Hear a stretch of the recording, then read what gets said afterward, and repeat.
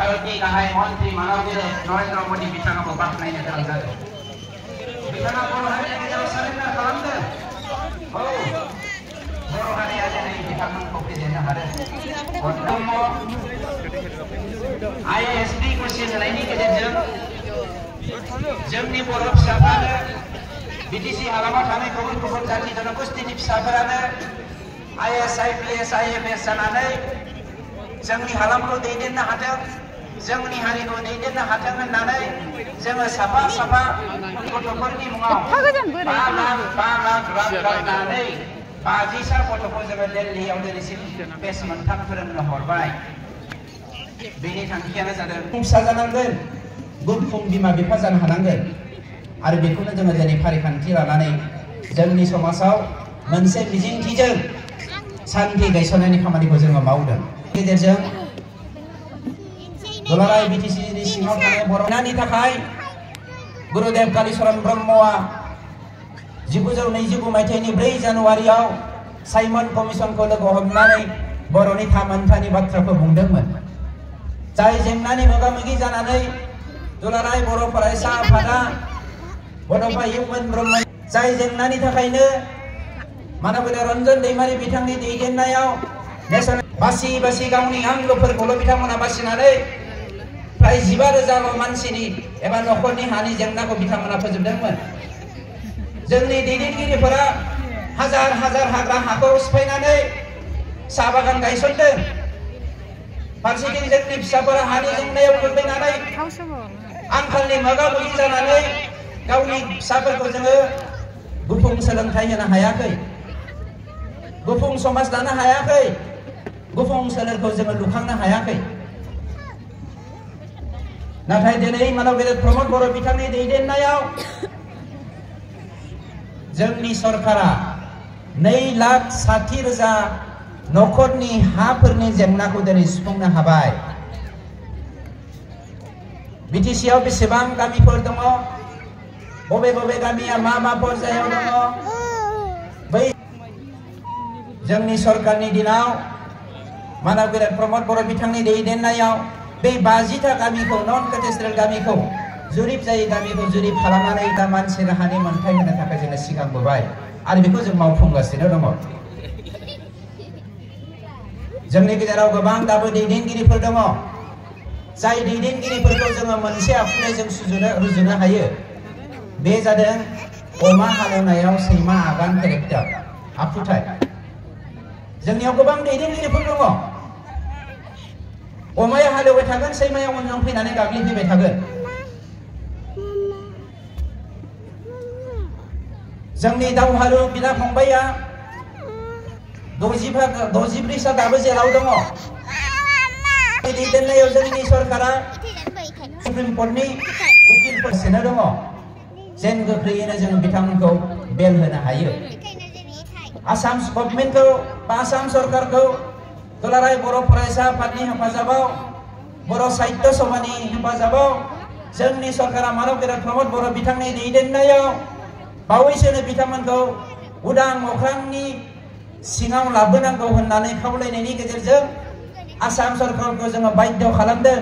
जे government of इन्डियाया जोंनियाव बेसेबां CBI आरो NIA केस दङ,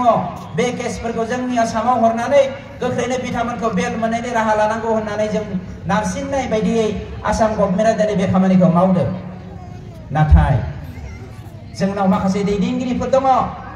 जाय दैदेनगिरिफोरा बाथौ धोरोमखौ बोखावफ्लेजोबनानै, ख्रिस्टान धोरोमखौ बोखावफ्लेजोबनानै, ब्रह्म धोरोमखौबो बोखावफ्लेजोबनानै, ब्रह्म बाथौ ख्रिस्टान सत्संगि कृष्ण गुरु जोंनि गेजेराव डिफारेन्स लाबोनानै बर' हारिखौ बोखावफ्लेनो नागिरदों गावनि व्यक्तिगत स्वार्थनि थाखाय। आरो बैफोरबायदि दैदेनगिरिया अमा हालेवनायाव सैमा आगान आखुथायनि मानसिफोरा दिनै हाइकर्टनि उकिलफोरनाव थांनानै सोंहैदों जे आमोखाया जे मानबेन्द्र प्रमद बर' बिथाङा जे मानसिफोरनि सिगां बुंबाय थादों, बिथांनि बर' सरकारनि दैदेनगिरिफ्रा बा राजखान्थिगिरिफ्रा सरकारनि मानसिफ्रा बुंबाय थादों होननानै जे नोंथांमोननो उकिलफोरनो रां हरै हरै बेलनि खामानिखौ मावगासिनो दङ होननानै, बे बाथ्राया नंगौना नङा? बेनि ओंथिया मा हारिनि खैफोद बे हारिनि मानसिफ्रा हारिनि फिसाफ्रा हारिनि आंगोफोरा खैफोदाव गोग्लैयोब्ला बिथांमोनखौ संरैखा होनाय बिथांमोनखौ उद्रायनाय बिथांमोनखौ खैफोदनिफ्राय बारग'होनायनि दायित्वआ जों साफ्रोमबो बर' फिसानिनो खामानि नाथाय गाव गावनि व्यक्तिगत स्वार्थनि थाखाय बिथांमोना थांनानै थुनज्लायहैयो বাদ দিয়া কিয় কৰি আছে সেই কামটো যে কামটো কেতিয়াও নহয় বিনি বুंनानै उखिलफोरनि खाथियाव बुंहैयो थांखिया मा सानदों नामा बर' हारिखौ धोरोमनि मुङाव बोखावनो हागोन होननानै सानदों नामा बर' हारिखौ राजखान्थिनि मुङाव बोखावनो हागोन होननानै सोरबाया बे सिमांखौ नुदोंब्ला अमा हालेवनायाव सैमा आखुथाय जानानै खामानि मावनो नागिरदोंब्ला जानगारना थानाया गाहाम जोङो ओरैबायदि जाफिननांगोन सुथुरफोरा जोंखौ दानफ्ले खालामनानै सिफ्ले खालामनानै फोजोबस्रांनो नागिरनाय समावबो जोंनि अनसुलि माइनाव बिमामोना मेथाइ रोजाब हरसेनि गेजेरजोंनो गावनि मिजि आसिफोरजों दानाय आर'नाइफोरखौ गानहोनानै जोंनि फिसाफोरखौ जेरै थुलुंगायो जोंनि दावहारुफोरखौ जेरै थुलुंगायो आरो बे थुलुंगानायखौ लाबोफिननायनि समखौ जोङो दाखांफिननांगोन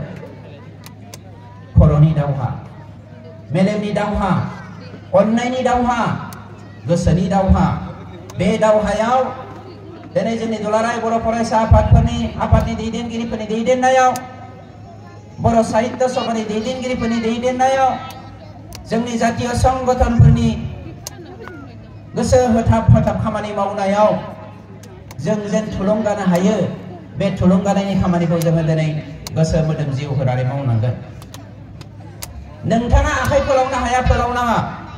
खिन्थु नोंथाङा मरेल सापर्ट होनांगौ नोंथाङा आखाइ फोलावनो हायो आखाइ फोलावनांगौ नोंथाङा जिरायनानै थानो नाङा बे समखौ जोङो दिनै बुरखांफिननांगोन आरो दाखांफिननांगोन गोबां मानसिफ्रा दुलाराय बर' फरायसा आफादखौ प्रमद बर'नि मानसि होननानै बुंनो नागिरो इउपिपिएल सरकारनि मानसि इउपिपिएल सोद्रोमाफोर इउपिपिएल हानजानि फरायसा आफाद होननानै बुंनो नागिरो बिमानि बिफानि